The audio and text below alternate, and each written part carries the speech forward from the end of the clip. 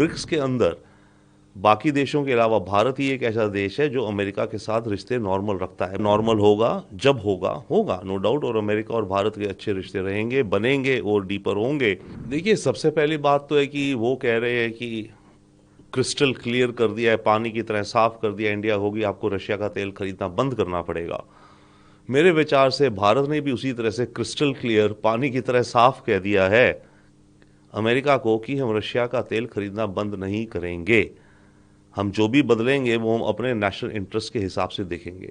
तो वो एक क्लियर दोनों साइड्स के पोजीशन दिखती हैं। उसके अलावा सरगई गौर ने जो कहा बात, कई बात उन्होंने ऑब्वियस कही जो सच्चाई है, जो उन्हें पता है, दुनिया को पता है। ब्रिक्स के अंदर बाकी देशों के अलावा भारत ही एक ऐसा देश है जो अमेरिका के साथ रिश्ते नॉर्मल रखता है। बाकी ब्रिक्स के सारे देश एक तरह से कहें तो एंटी वेस्ट, एंटी अमेरिका हैं। अमेरिका को उसका महत्व पता है, but at the same time America के जो एक्शन पॉलिसीज हैं अभी फिलहाल, आई थिंक उनसे भारत के साथ कुछ स्टॉर्म है रिश्तों में, थोड़ा बहुत तूफान तो आ रखा है। अब नया नॉर्मल होगा जब होगा नो डाउट, और अमेरिका और भारत के अच्छे रिश्ते रहेंगे, बनेंगे और डीपर होंगे। परंतु ये जो फिलहाल का एपिसोड है टैरिफ्स को लेकर के, इसकी यादगार लंबी रह जाएगी और भारतीय फॉरेन पॉलिसी को अमेरिका के रिश्तों को लेकर के ये हमेशा अब फैक्टर में रहेगा। अब जो नया नॉर्मल होगा भारत अमेरिकी रिश्तों का, वो पुराने नॉर्मल जैसा नहीं होगा।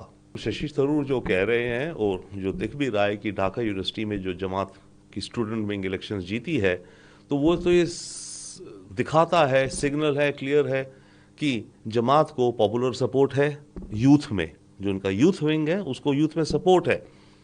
और ऑब्वियसली फिर जो आगे इलेक्शन होगी तो उसमें भी इसका मतलब यूथ जो है बांग्लादेश का, काफ़ी एक अच्छा तबका जो कॉलेज स्टूडेंट्स वाले हैं, वो शायद मेजॉरिटी जमात के सपोर्टर्स हैं, तो वो इलेक्शन को इम्पैक्ट करेंगे और उसका असर भारत पर भी होगा। क्योंकि जमात जो है ये एक रेडिकल इस्लाम संगठन है, स्टूडेंट विंग जो इनका है, इसकी शुरुआत ही आईएसआई ने अपना पैसा दे करके इनके स्टूडेंट्स को मदरसों में, स्कूल्स में और फैलाने के लिए चेष्टा करी थी। तो इनकी आइडियोलॉजी आईएसआई से रिलेटेड है, पाकिस्तानी एजेंसी से रेडिकल इस्लाम को लेकर रिलेटेड है। तो इनका सत्ता में आना या इन्फ्लुएंस करना इलेक्शन को, उसका असर भारत पर तो पड़ेगा। इस समय के हालात काफ़ी अनसर्टेन हैं, बट जैसे डेफिनेटली यस, जो नेपाल का जेन जी कहलाता है, जेन जी माना जाता है उन बच्चों को जो कि मानिए सन 2000 या 2002 के बाद पैदा हुए हैं, नई सेंचुरी में पैदा हुए हैं, जेन जी हैं ये। तो नेपाल के जेन जी पॉलिटिकल प्रोसेस में करप्शन को लेकर के, जॉबलेसनेस नहीं होने के कारण और काफ़ी और मुद्दों के कारण बहुत बॉयल में आ गए।